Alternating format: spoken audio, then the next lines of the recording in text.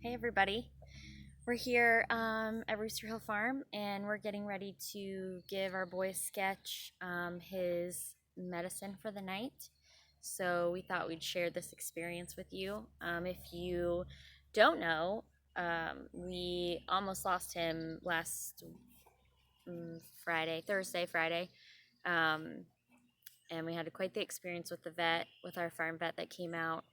And we are treating him for polio, and he's making a pretty good recovery. As you can see, this nightly dose of medicine has kind of turned into a goat rodeo, so that's why we thought we'd share it with you. Um, just a little bit of information. Obviously, disclaimer, I'm not a vet, and so if you think your animal has polio, you should contact your vet.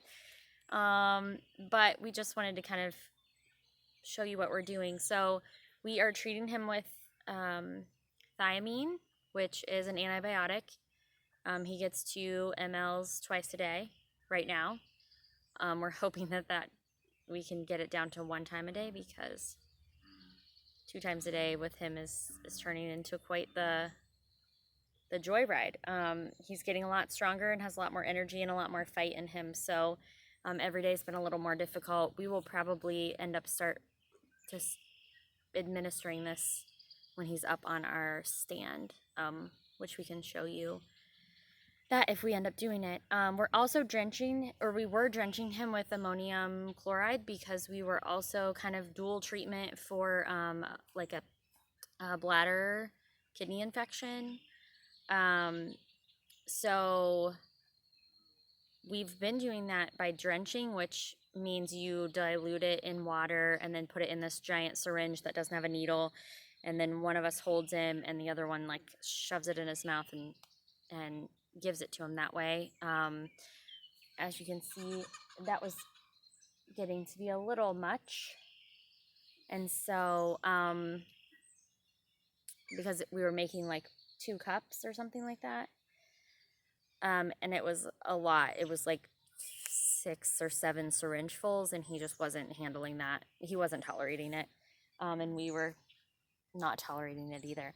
So we started giving him a little bit of corn with just that dry powder ammonium chloride.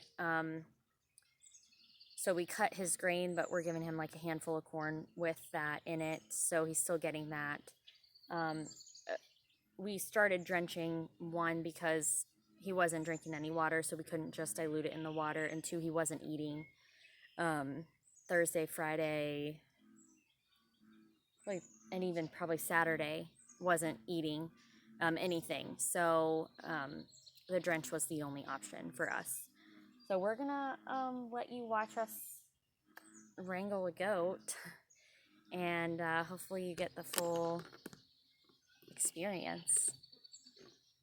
So enjoy. I will just tell you that our other buck is in the barn. We just separate them for this part, just because it gets too hectic with both of them. And it just so happens that he was outside and Red, our other buck, went inside, and so we closed the hatch there. You can see that with the blue spray paint. It just slides up and down. It's on a pulley inside the barn. So he's also kind of rutting, so he's being kind of a pain in the butt. So it's just easier to separate them 2 for this, so we don't have to worry about what Red's doing. So that's why you won't see him, but you'll probably hear him, because he doesn't like to be separated from his best friend. So let's get to it. Oh, he's done with that. He just kicked it. Okay, let's do it.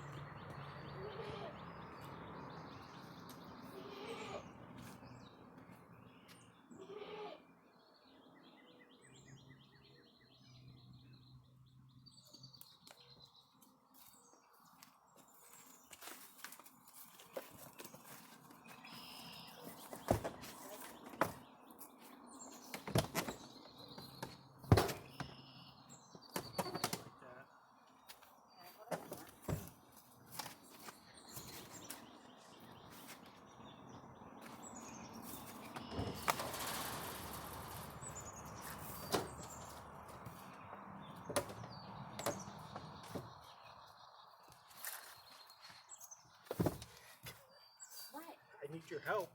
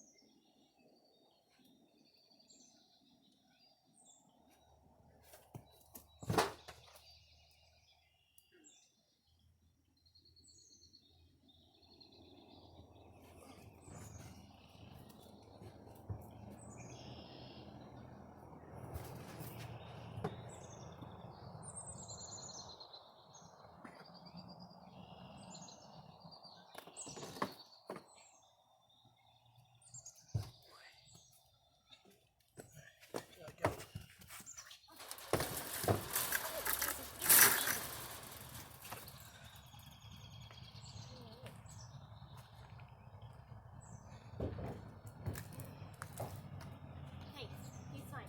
Get down. Okay. Poor Sketchy. All right.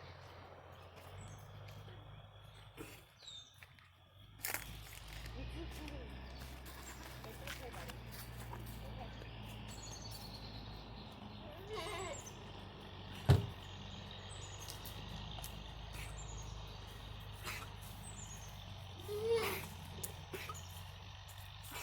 Poor Sketch.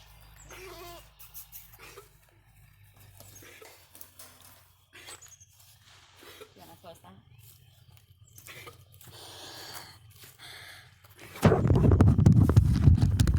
So, like I said, that by far, those first couple days, he just stood there.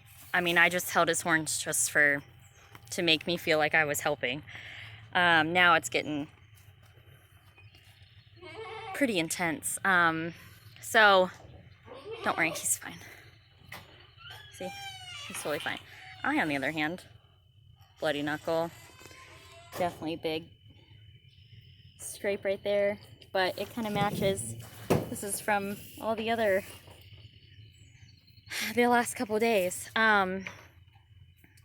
So we have a stand that lowers all the way to the ground. He can walk onto it. It straps in his chin and his head.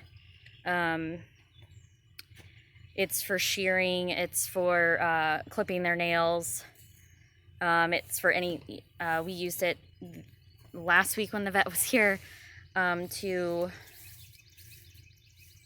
give one of our girls an ultrasound to see if she's pregnant. So it's used for all kinds of things. We'll probably just put him up there. It's got bars on the side so he can't get off. And then we'll just do it then. The vet is hopefully coming out in a couple days just to recheck him and reevaluate. So hopefully we can at least lower down. The morning seems a little bit easier, maybe just because we do it at like 5:30 in the morning, so he's probably not real, awake yet. We kind of come in and kick Red out here.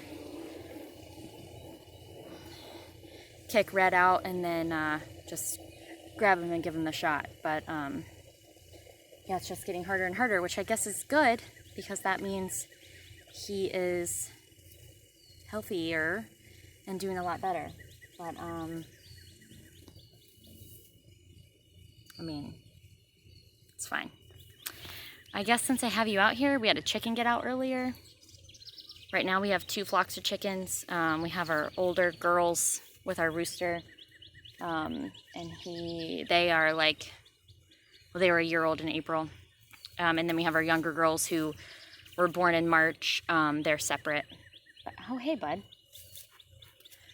But one of the older girls got out past our electric fence. I don't know if she flew over or found a gap somewhere, but I don't see her.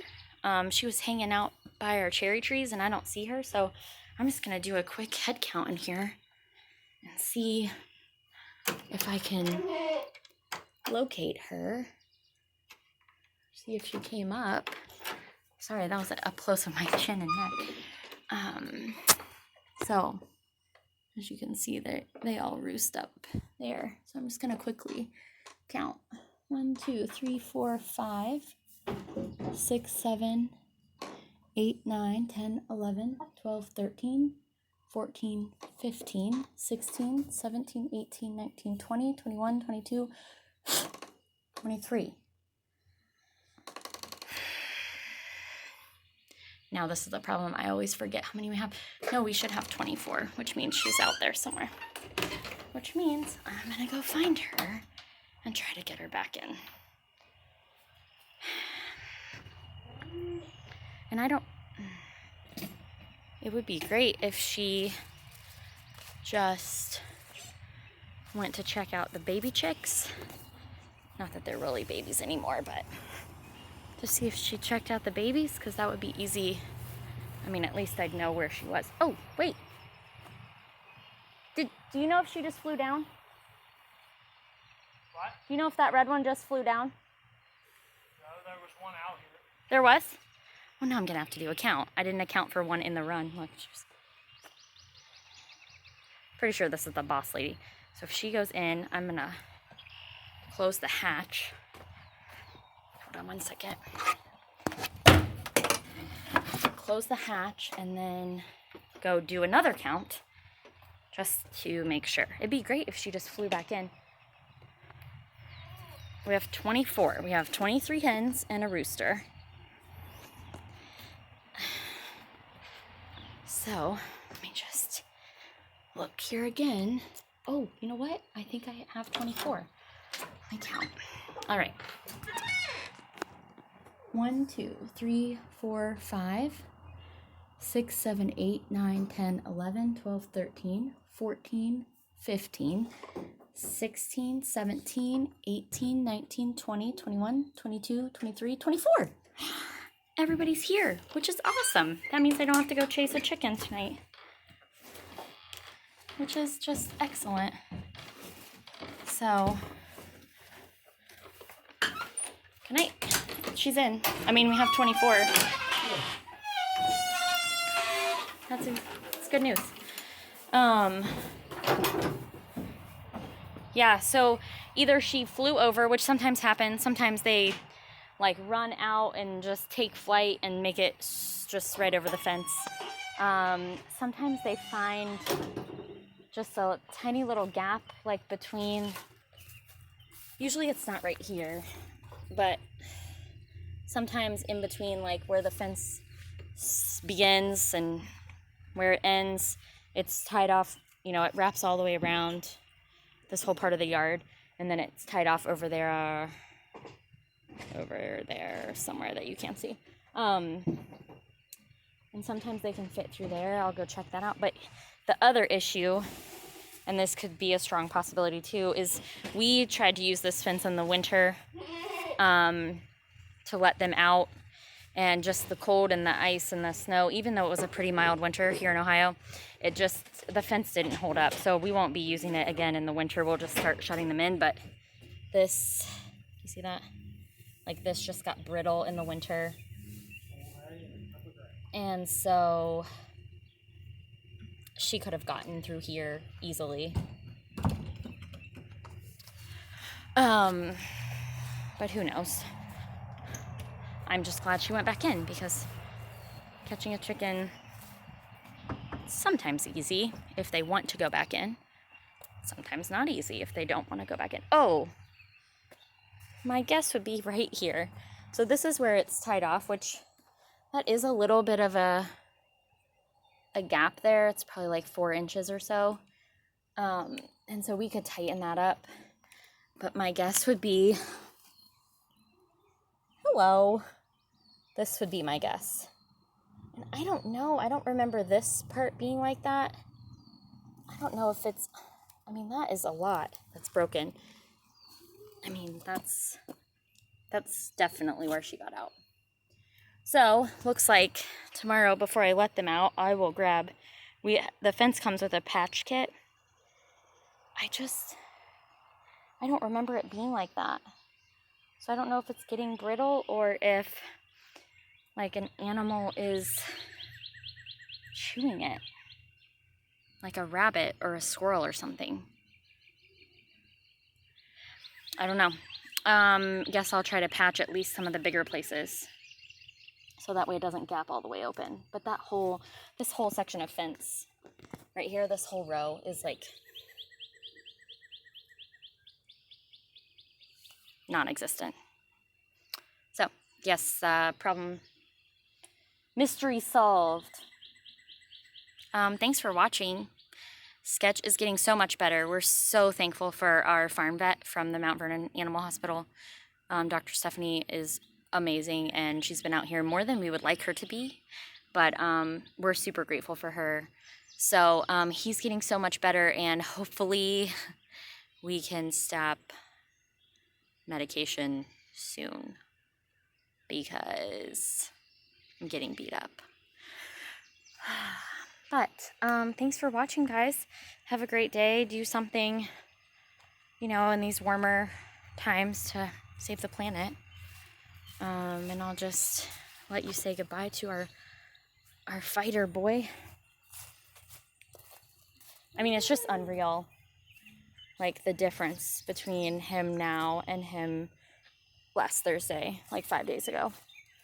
5 days ago, he couldn't walk. He wasn't eating, wasn't drinking, could barely stand up. And now, as you saw, he's doing all of that and much more. The only thing that really hasn't returned all the way, and it's hard to tell, is his vision. He definitely, I feel like he definitely can see some things. You hear me? But I know that he can't see everything. I know that it's not back to what it was before. So I don't know if, I don't know if he can see like peripheral and not right in front of him. He will occasionally, well, he really only bumps into things when he's like trying to get away from us, but so it's hard to say. But he has walked this pasture field like probably 1,000 times, so even if maybe that's why I think he can see, because he's got it all mapped out in his brain. But yeah, I don't know. It seems like he can't see things right in front of his face, but that he can see them kind of coming at him from a distance. So it's interesting. Hey, don't go through there. Don't go through there. I will come to you. Come here. Hi. I know. Yes.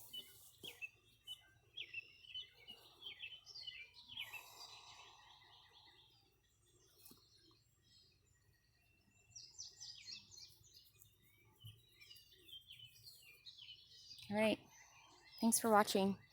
Have a great day. Do something good for the planet, and take care of yourself. Bye.